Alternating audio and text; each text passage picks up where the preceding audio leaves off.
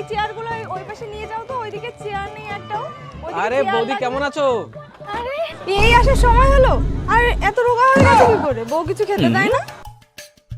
আরে না চলো অত কথা নেই, চলো গিয়ে তারপর বসবে, চলো তারপর দাদা এইখানে একটুখানি মাছ দাও তো, এখানে একটু বেশি করে দাও।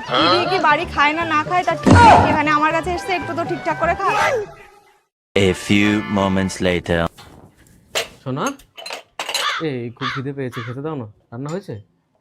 আমি রান্না করিনি। কেন? কেন আবার কি? বাইগান, আমি তো তোমাকে খেতেই দিই না, যাকে খেতেই দিই না তার জন্য রান্না করব কেন? আমি রান্না করি না। যাও না, যাও তোমার বৌদির কাছে যাও, বেশ ভালো মন্দ পেট পুড়ে খেয়ে আসো, দেখবা মোটা হয়ে যাবা। আমি খেতে দিই না, তুমি রোগা হয়ে যাচ্ছ।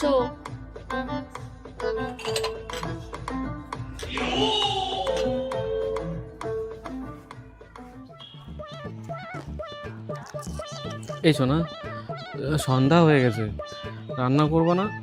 কখন খাবো আমরা? আমার তো খাওয়া গেছে। কখন খেলে? অনলাইন অর্ডার করেছিলাম, খেয়ে নিয়েছি। আমাকে ডাকলে না তো? তোমাকে আমি কেন ডাকবো? আমি কি তোমাকে খেতে দিই যে আমি তোমাকে ডাকবো? যাও না, যাও তোমার বৌদির কাছে যাও, দেখবা তোমাকে একেবারে আসন পেতে বসিয়ে পাট পেরে খাওয়াবে। বাদ দাও না বৌদির কথা। কি বাদ দাও?